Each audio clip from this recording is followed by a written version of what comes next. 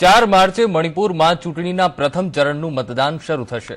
મણિપુરના સત્તા સંગ્રામમાં પ્રથમ તબક્કામાં કરોડપતિ અને ગુનાહિત ઉમેદવારો સામેલ છે। ત્યારે આ પ્રથમ ચરણના ઉમેદવારોના વિશ્લેષણ પણ એક નજર કરીએ।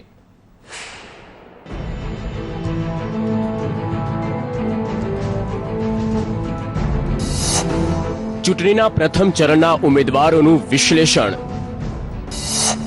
કરોડપતિ અને ગુનાહિત ઉમેદવારોને ટિકિટ। મણિપુર વિધાનસભાની ચૂંટણીના પ્રથમ ચરણમાં પણ યુપીની જેમ મોટા ભાગના પક્ષોએ કરોડપતિ અને અપરાધી ઉમેદવારોને ટિકિટ આપી છે। મણિપુર ઇલેક્શન વોચ અને એસોસિએશન ફોર ડેમોક્રેટિક રિફોર્મ એટલે કે એડીઆરએ મણિપુર વિધાનસભા ચૂંટણીના પ્રથમ ચરણમાં 17 રાજકીય પક્ષોના તમામ 167 ઉમેદવારોના સોગંદનામાનું વિશ્લેષણ કર્યું, જેમાં 14 અપક્ષ ઉમેદવારો પણ સામેલ છે। આ વિશ્લેષણમાં સામે આવ્યું છે કે 167 ઉમેદવારોમાંથી 54 કરોડપતિ છે। દિલ્હી સહિત એડીઆરના રિપોર્ટમાં જણાવવામાં આવ્યું છે કે જો પક્ષવાર જોવામાં આવે તો કોંગ્રેસના 37 ઉમેદવારમાંથી 21, બીજેપીના 38 ઉમેદવારમાંથી 21, નેશનલ પીપલ્સ પાર્ટીના 12 માંથી 5 ઉમેદવાર, નોર્થ ઈસ્ટ ઇન્ડિયાના ડેવલપમેન્ટ પાર્ટીના 8 માંથી 2 તથા રાંકામ્પના 6 ઉમેદવારમાંથી 2 ઉમેદવારોએ 1 કરોડથી વધુ સંપત્તિ હોવાની જાહેરાત કરી છે।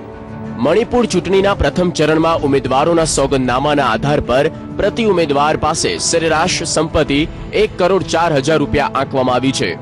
રિપોર્ટ પ્રમાણે આ ચરણમાં 3 સૌથી પૈસાદાર ઉમેદવારોમાં પ્રથમ ક્રમાંકે નગા પીપલ્સ ફ્રન્ટના સેહપુ હાઓ કીપ છે, જેમની સંપત્તિ 13 કરોડ રૂપિયાથી વધુ છે।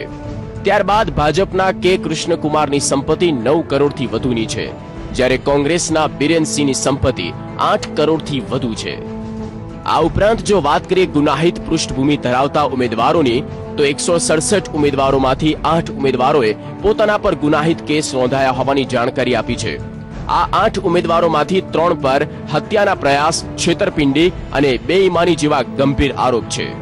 મણિપુરમાં પ્રથમ ચરણના 57 કરોડપતિ અને 8 ગુનાહિત ઉમેદવારોનું ભાગ્ય તો હવે પરિણામો જ નક્કી કરશે। બ્યુરો રિપોર્ટ, સંદેશ ન્યૂઝ।